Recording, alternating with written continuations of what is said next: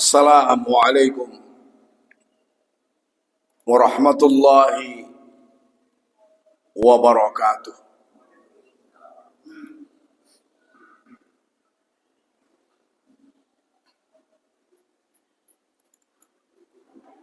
Innal hamdalillah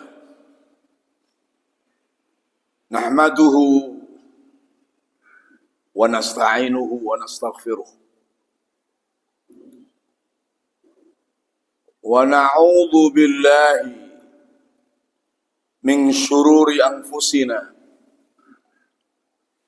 wa min sayyiati a'malina. Man yahdihillahu fala mudhillalah wa man yudlil fala hadiyalah. Asyhadu an la ilaha illallah wahdahu la syarikalah wa asyhadu anna Muhammadan abduhu wa rasuluh.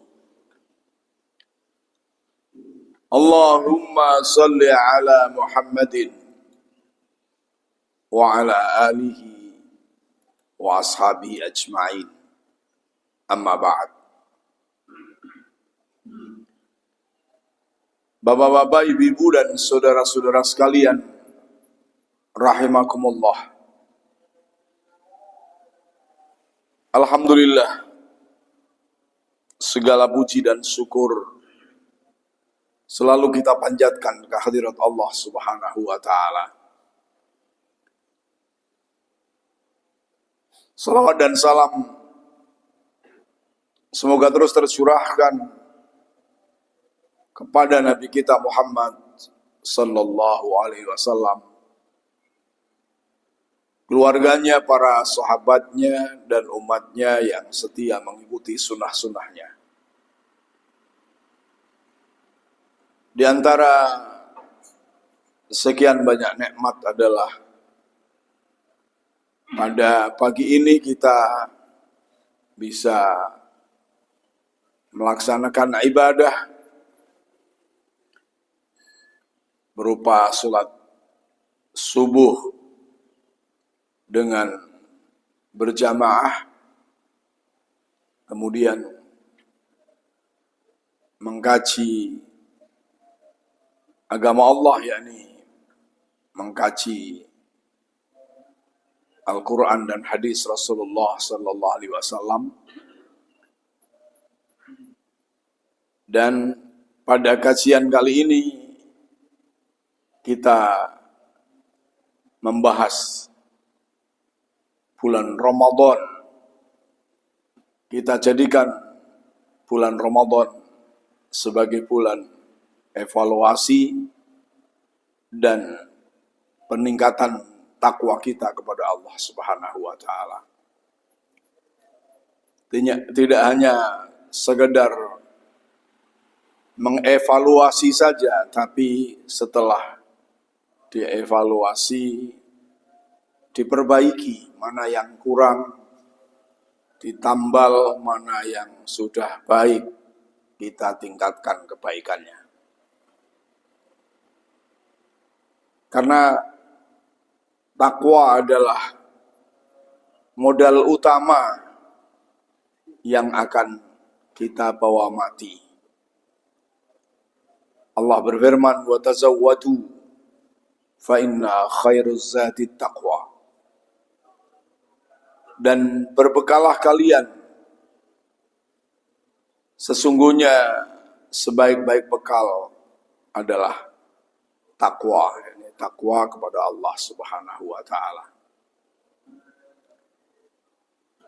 Bulan puasa adalah bulan untuk memproses diri kita menjadi bertakwa, artinya meningkatkan ketakwaan kita kepada Allah Subhanahu wa ta'ala. Sebelum kita masuk ke apa yang harus dilakukan, maka saya sampaikan satu kisah sejarah yakni dialog antara Abu Hazim dan Sulaiman bin Abdul Malik. Sulaiman bin Abdul Malik adalah khalifah ketujuh dari daulah Bani Umayyah yang berpusat di Damaskus, ibu kota Syria. Dia menggantikan saudaranya Walid bin Abdul Malik pada usia 42 tahun. Dia memerintah hanya selama 2 tahun, yakni tahun 97 Hijriah sampai 99 Hijriah. Atau tahun 715 sampai 717 Masehi. Sedangkan Abu Hazim Al-A'raj atau disebut juga Salamah bin Dinar adalah seorang ulama tabi'in terkemuka dari Madinah. Jadi ulama itu derajat manusia dalam hal hubungannya dengan belajar agama dan kesalehannya. Orang yang hidup di masa Nabi dan sudah Islam dan bertemu dengan Nabi, belajar agama langsung dengan Nabi Muhammad SAW disebut sahabat. Kemudian orang yang hidup di masa sahabat, dia belajar agama dengan para sahabat, berarti dia tidak berjumpa dengan Nabi, tidak mendapatkan atau tidak hidup bersama Nabi SAW, karena Nabi telah wafat atau belum berkesempatan ketemu, atau pada waktu itu belum masuk Islam, maka dia disebut tabi'i, jamaknya tabi'in. Kemudian orang yang belajar agama dengan tabi'in, tidak berjumpa dengan para sahabat Nabi, maka dia disebut tabi'ut tabi'i. Dan begitu seterusnya sampai para ulama, sampai akhir zaman. Nah, Abu Hazim Al-A'raj ini dikenal sebagai ahli fikih, ahli hadis dan zuhud. Banyak meriwayatkan hadis dari sahabat Rasulullah Sallallahu Alaihi Wasallam, seperti Anas bin Malik misalnya. Dia banyak disenangi orang atau masyarakat, mencintainya, menyenanginya karena kebijaksanaan dan ketakwaannya kepada Allah Subhanahu wa Ta'ala. Terjadi dialog antara Sulaiman bin Abdul Malik dengan Abu Hazim. Banyak sekali dialognya, tapi saya cuplik hanya 3 prinsipnya. Jadi pada tahun 97 Hijriah, Sulaiman bin Abdul Malik mau berangkat haji. Berarti datang dari Damaskus. Namun dia mampir dulu ke Madinah sebelum sampai ke Makkah, dan dia berada di Madinah selama 3 hari.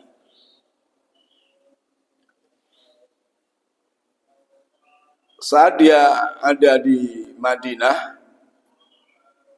tentunya orang-orang Madinah pada datang, khususnya para pembesar-pembesar, yakni para orang-orang ternama dari ulama-ulama.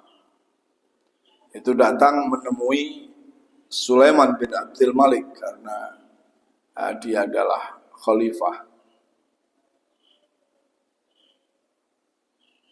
Lalu setelah orang-orang kumpul menemui Sulaiman bin Abdul Malik, maka Sulaiman bertanya kepada orang-orang, adakah di sini adakah di sini orang yang mengenal sahabat Nabi Sallallahu Alaihi Wasallam yang bisa berbincang-bincang dengan kita?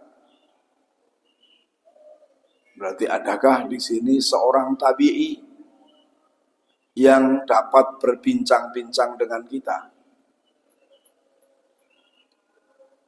Maka para sahabat, para orang-orang yang datang mengatakan kepada Sulaiman, ya ada seorang laki-laki tabi'i satu-satunya yang masih hidup di kota Madinah pada waktu itu, yakni Abu Hazim. Maka Sulaiman bin Abdul Malik pun menyuruh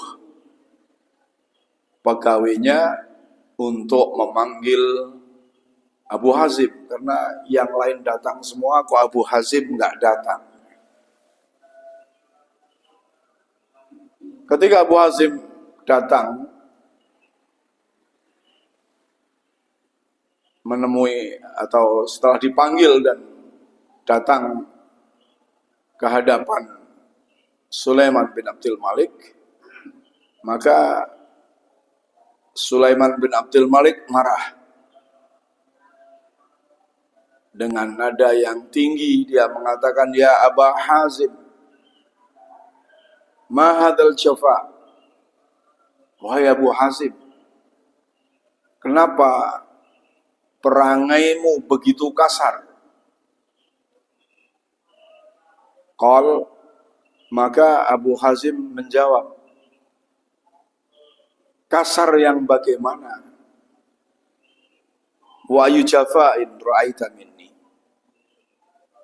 Kasar yang bagaimana yang kau lihat dari diriku? Maka Sulaiman bin Abdul Malik bertanya, mengatakan, atani ahlul Madinah walam ta'tini. Penduduk Madinah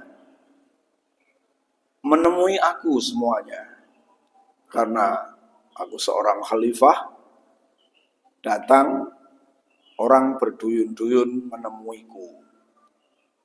Kenapa kamu tidak menemui aku? Kenapa kamu tidak datang untuk menemui aku? Maka Abu Hazim menjawab, wahai Amirul Mukminin, bagaimana aku harus menemui kamu, sedangkan aku tidak kenal kamu sebelumnya, dan kamu pun juga tidak kenal saya sebelum hari ini. Tidak ada alasan saya untuk harus datang menemui kamu, tidak saling mengenal. Maka Sulaiman bin Abdul Malik mengatakan, benar Abu Hazim, khalifah yang salah, saya yang salah. Jadi itu hebatnya khalifah pada zaman itu. Ketika diingatkan, langsung mengakui kesalahannya. Dia awalnya karena dia seorang khalifah, harusnya orang menemui saya semuanya. Tapi Abu Hazim jawabannya, bagaimana saya harus menemui kamu? Kowe ora kenal aku ora kenal kowe. Maka tidak terus marah ditambah, tapi langsung benar Abu Hazim dan khalifah yang salah.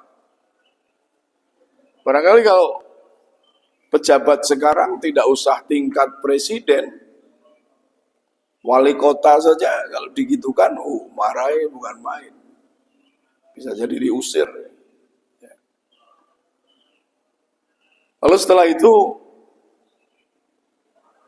Abu Hazim, Sulaiman bin Abdul Malik bertanya lagi kepada Abu Hazim, "Ya Abu Hazim, ma lana nakrahul maut?" Wahai Abu Hazim, mengapa kami ini takut mati? Jadi takut mati.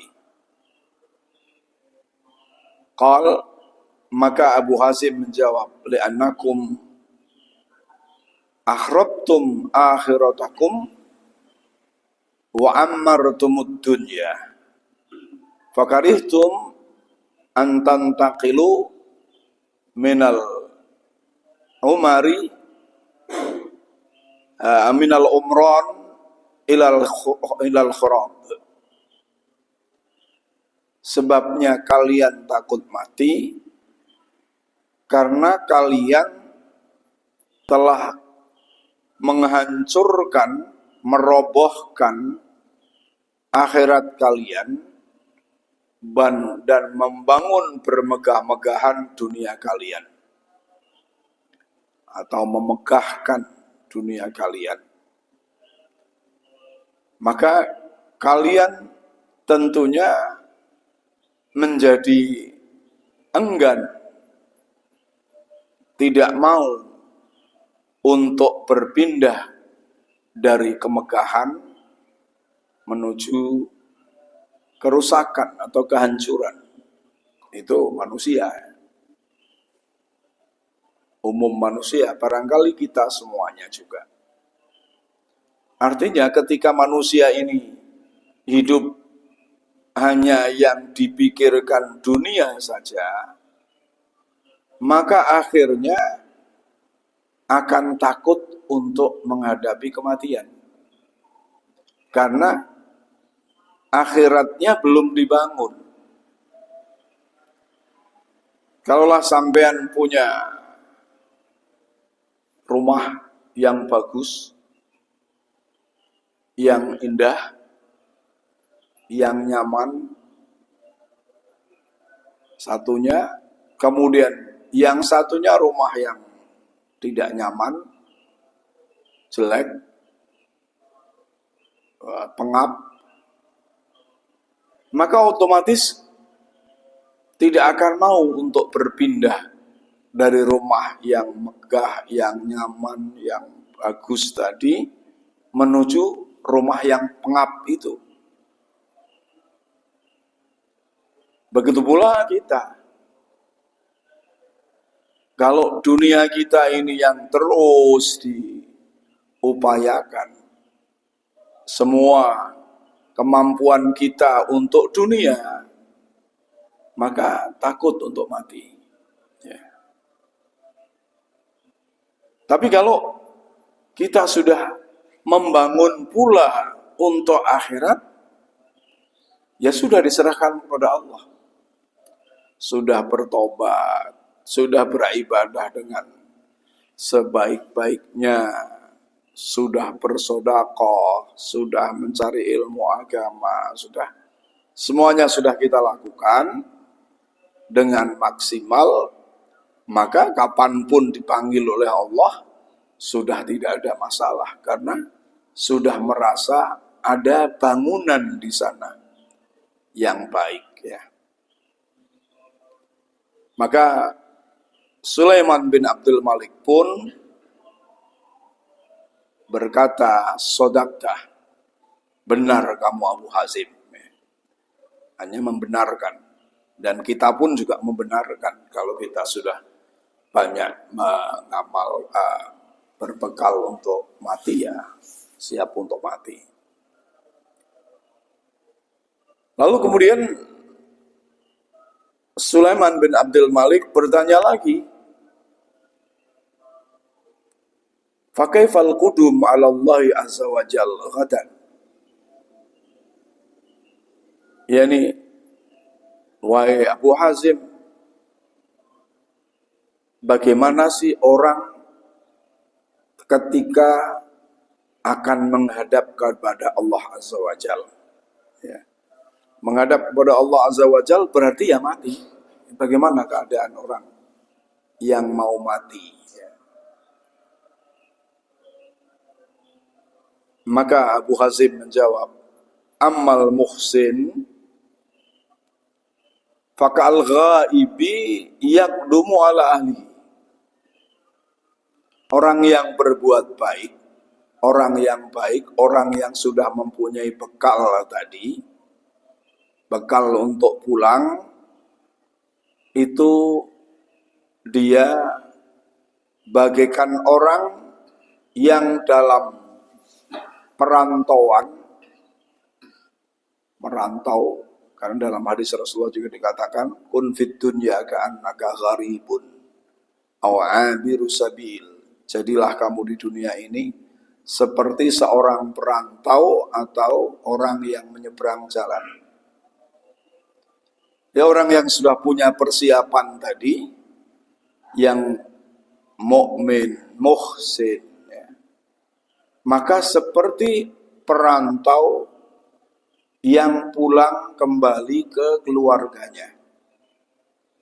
Tentunya amat sangat bahagia mau ketemu keluarganya. Wa amal musi, adapun orang yang selalu berbuat jahat, ya, tidak punya persiapan,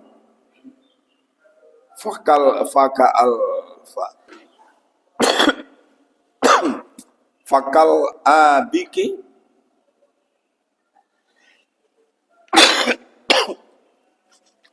maka seperti seorang budak yang lari dari majikannya, lalu kembali kepada majikannya, lalu ditangkap, dikembalikan kepada majikannya. Tentunya dia akan dimarahi, maka sangat takut.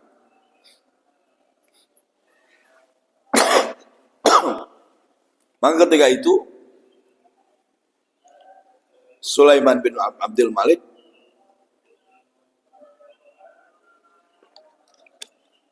menangis dan berdoa kepada Allah, ya Allah, janganlah kematianku dijadikan seperti budak yang lari dari majikannya dan ditangkap kembali. Ini kisah yang cukup menarik.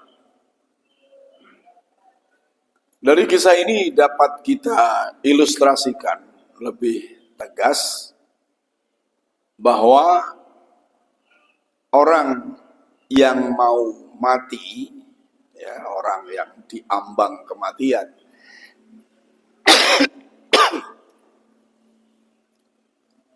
orang yang wis tuwa kaya dhewe iki, terlebih lagi sudah nggeledak ning kamar tidur,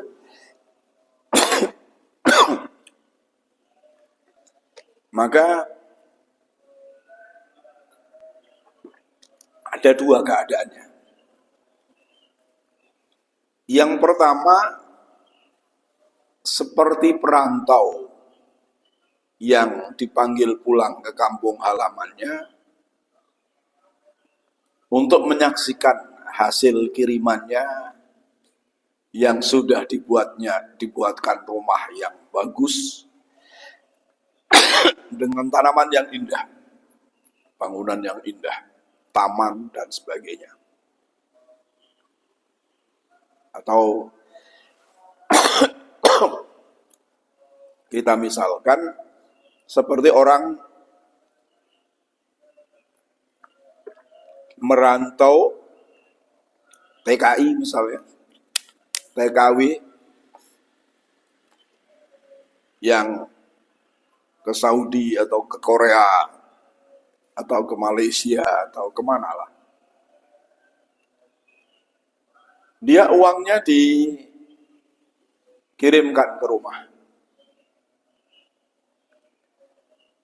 Setiap bulan kirim. Kemudian suami yang dikiriminya amanah. Uang itu untuk menyekolahkan anak-anaknya, untuk membangun rumah, untuk segalanya, untuk permodalan. Dibelikan tanah misalnya, dibelikan modal untuk permodalan hidup. Sehingga anaknya berhasil. Anaknya sudah tertata, mondoknya selesai, sekolahnya selesai, sudah dapat pekerjaan. Dan kemudian dia diberitahu oleh suaminya, kau pulang, rumah sudah jadi yang kamu inginkan, rumah yang baik, sudah kita buat rumah atas jerih payah kamu. Yang kau inginkan anakmu menjadi soleh, solehah, bisa bekerja, sudah pula selesai. Kau pulang. Kira-kira bagaimana perasaannya? Perasaannya amat sangat bahagia. Dan dia ingin segera pulang. Ya. Ingin segera pulang untuk menyaksikan hasilnya itu. Ya. Nah, begitu pula ketika kita sudah banyak beramal soleh untuk bekal mati, juga sudah diinformasikan oleh Allah Subhanahu wa Ta'ala. Gampangnya kita sudah diberi fotonya. Diberi fotonya melalui apa? Melalui Al-Quran dan hadis Rasulullah Sallallahu Alaihi Wasallam. Bagaimana kalau orang sholatnya baik? Bagaimana kalau orang kata-katanya baik? Bagaimana kalau orang itu banyak menolong orang lain? Bagaimana kalau orang itu punya wakaf? Bagaimana? Semuanya diinformasikan seperti tadi, seperti orang yang ada di perantauan tadi, diinformasikan, disampaikan oleh Allah dan Rasul-Nya melalui Al-Quran dan hadis. Maka tentunya, ya wis kepingin cepat pulang. Artinya paling tidaknya, karena pulangnya itu sudah ketentuan Allah, paling tidaknya dia sudah siap untuk dipanggil pulang. Karena apa?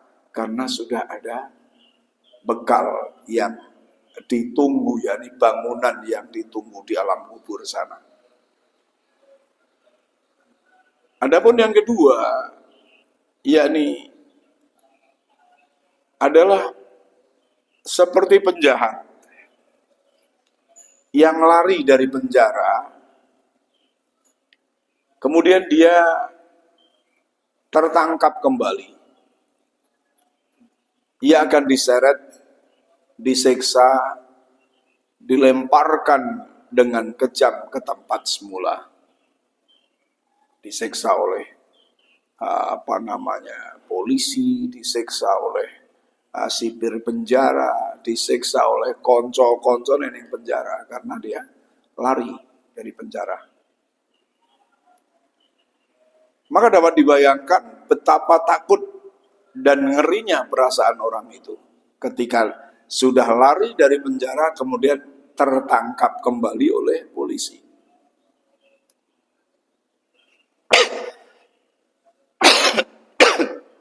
Dia akan menyatakan mati lu ya apik wis timbang mlebu penjara meneh. Padahal ketika mati lebih berat. Jadi di situ bisa kita bayangkan bagaimana keadaan penjahat tadi, perasaan penjahat tadi, betapa beratnya. Begitu pula ketika kita di dunia ini nggak pernah melakukan yang baik, isinya hanya kejelekan melulu. Ya. Ketika dia melakukan ibadah hanya riya, seperti orang munafik. Ya bersodakoh, ya sholat, ya tapi isinya riya semuanya, sum'ah semuanya hanya untuk dunia. Maka tidak ada yang akan dipanen. Maka ketika sudah mendekati mati, ya sakaratul maut, dia hanya menangis, meraung-raung, tapi kita tidak dengar, dan dia ingin kembali ke dunia, jangan dimatikan sekarang. Laula akhartani ila ajalin qarib fa asaddaqa wa akum minas salihin. Ya Tuhan, mengapa tidak Engkau tangguhkan kematianku ini barang sebentar agar aku bisa menjadi orang yang bersedekah dan termasuk golongan orang-orang yang saleh. Maka dengan ilustrasi ini, kata-kata Sulaiman bin Abdul Malik setelah mendengar keterangan Abu Hazim itu, kontan Khalifah menangis terseduh-seduh dan berdoa dengan syahdu, ya Allah, janganlah Engkau jadikan aku waktu kembali kepadamu seperti layaknya seorang penjahat yang melarikan diri kemudian tertangkap kembali. Ini juga kita berdoa jangan sampai seperti itu, tapi jadikan seperti perantau yang berhasil. Tentunya bisa menjadi seperti perantau berhasil, ya kita usahakan. Nah, kelompok pertama tadi yang kita anggap sebagai perantau berhasil ini menggambarkan orang-orang yang meyakini bahwa suatu waktu mereka akan kembali kepada Allah. Ya. Mereka berusaha sekuat tenaga menyiapkan bekal yang banyak untuk perjalanan yang amat jauh di akhirat. Ya. Nah, perantau yang berhasil tentunya ya juga perantau yang meyakini bahwa nanti saya mau pulang. Saya tidak selamanya ada di sini. Maka dia menabung, ya. Dia untuk mendidik anaknya, dia bukan untuk berfoya-foya, bukan untuk bersenang-senang, ya, karena akan kembali. Nah, begitu pula kita harus meyakini ini, dan tadi saya katakan kita evaluasi sejauh mana keyakinan kita bahwa kita akan mati. Setelah kita yakin benar, lakukan. Apa gunanya kita yakin akan mati tapi orang luru bekal mati, orang no gunane. Nah, bekalnya apa? Ya takwa kepada Allah Subhanahu wa taala. Berbuat baik kepada Allah, yakni beribadah kepada Allah dan tidak menyekutukan Allah dengan suatu apapun. Itu bekal. Dan juga berbaik kepada manusia, yakni mempergauli manusia sesuai dengan yang diperintahkan Allah dan Rasul-Nya dalam Al-Quran dan hadis Rasulullah SAW. Itu bekal untuk agar setelah kita meyakini kematian, kita berbekal seperti itu. Sedangkan kelompok yang kedua mewakili orang-orang yang lalai menyiapkan perbekalan. Umur dihabiskan untuk memenuhi kepuasan hawa nafsu belaka. Mereka begitu gigih mencari fasilitas demi memuaskan kebutuhan hawa nafsu seperti foya-foya dan mengumbar nafsu syahwat. Memiliki rumah yang megah seperti istana, itu pokoknya ya, rumah sing apik, mobil yang bagus, yang semuanya itu hanya untuk prestis belaka, untuk dianggap wah kayak wong sugih, kayak umai apik epok, ya, kayak mobil 5 misalnya. Atau dengan kata lain, mengukur keberhasilan hidup di dunia, yakni mengukur kesuksesan itu, ya kesuksesan hidup dari kehebatan fasilitas atau materi yang dia miliki, bukan ibadahnya, bukan imannya, bukan ketakwaannya. Ya. Ini adalah orang yang merugi besar nanti ketika mau meninggal dunia. Orang yang hanya pikirannya kepada kebahagiaan dunia saja, itu laksana orang kafir. Ini dia seperti orang kafir. Sebagaimana firman Allah, zuyyina lilladzina kafarul hayatud dunya wa yaskharuna minal ladzina amanu wal ladzina taqaw fawqahum yaumal qiyamah wallahu yarzuqu may yasha bighairi hisab. Kehidupan dunia dijadikan indah dalam pandangan orang-orang kafir, dan mereka memandang hina orang-orang yang beriman. Padahal orang-orang yang bertakwa itu lebih mulia dari mereka di hari kiamat. Dan Allah memberi rizki kepada orang-orang yang dikehendakinya tanpa batas.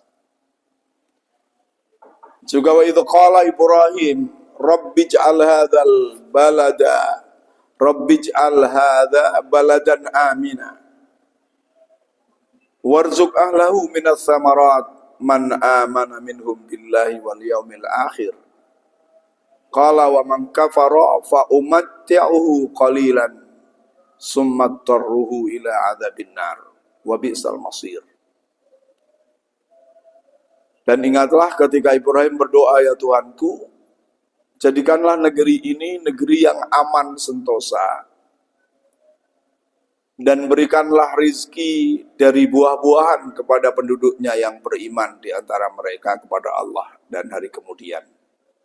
Dan Nabi Ibrahim berdoa, sing dikai rizki, buah-buahan dan lainnya yang melimpah, itu hanya orang-orang yang beriman saja. Sing kafir ora usah. Maka Allah berfirman, dan kepada orang kafir pun aku beri kesenangan sementara. Kemudian aku paksa ia menjalani siksa neraka, dan itulah seburuk-buruk tempat kembali. Jadi ketika urusan dunia, ya orang kafir, orang muslim, taat, maksiat, semuanya diberi rezeki oleh Allah Subhanahu wa ta'ala. Tapi di akhirat nanti berbeda. Allah berfirman pula, walladzina kafaru a'malahum kasarabim biqi'atin yahsabul dham'anu ma'a hatta idza ja'ahu lam yajid syai'a wajadallah indahu fawaffahu hisabah wallahu sari'ul hisab. Dan orang-orang yang kafir, amal-amal mereka adalah laksana fata morgana di tanah yang datar, yang disangka air oleh orang-orang yang dahaga. Ini fata morgana itu kalau panas nemen di tanah, misalnya di padang pasir atau di ning jalan aspal, koyone nang ngarepe ana banyu mengalir. Padahal itu tidak ada apa-apa ketika kita datangi, ya aspal panas, nggak ada air. Itu namanya fata morgana. Tetapi didatanginya air itu, dia tidak mendapatinya sesuatu apapun. Dan didapatinya ketetapan Allah di sisinya. Lalu Allah memberikan kepadanya perhitungan amal-amal dengan cukup, dan Allah adalah sangat cepat perhitungannya. Jadi tadi gambaran dialog ini bisa kita jadikan sebagai bahan evaluasi diri kita, apakah kita sudah punya bekal untuk ke akhirat ataukah belum. Kalau punya, berapa kira-kira bekal yang kita miliki. Lalu di bulan Ramadan ini adalah ada kesempatan untuk melipat gandakan bekal itu. Karena apa? Karena ibadah di bulan Ramadan pahalanya juga dilipat gandakan oleh Allah Subhanahu wa taala. Kalau kita umpamakan sholat berjamaah yang biasa itu 27 derajat dibanding dengan sholat sendirian, maka di bulan puasa tentunya akan dilipat gandakan oleh Allah lebih besar lagi. Maka berarti bisa memberikan perbekalan yang cukup untuk menambahnya. Bapak-bapak, ibu-ibu dan saudara-saudara sekalian rahimakumullah, barangkali cukup itu yang saya sampaikan. Pada minggu yang akan datang masih tetap ada kajian, jadi tidak ada libur di bulan puasa. Kajian Ahad pagi, Sabtu mulai puasa, Ahad paginya ada kajian insyaallah. Adapun yang Jum'ah malam tidak ada karena untuk sholat tarawih. Kita tutup dengan doa. Allahumma sholli ala Muhammad wa sallim wa radhiyallahu an kulli sahabati Rasulillah ajma'in. Walhamdulillahi rabbil alamin. Allahumma arinal haqqa haqqa warzuqna ittiba'ah wa arinal batila batila warzuqna ijtinabah. Rabbana hab lana min azwajina wa dhurriyyatina qurrata a'yun waj'alna lil muttaqina imama. Allahumma arzuqna kamalal ikhlas fil a'mal wal aqwal wa husnal khatimati 'inda qida'il ajal.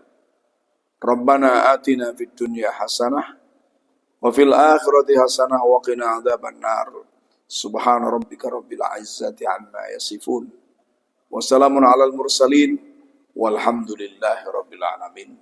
Wassalamualaikum warahmatullahi wabarakatuh.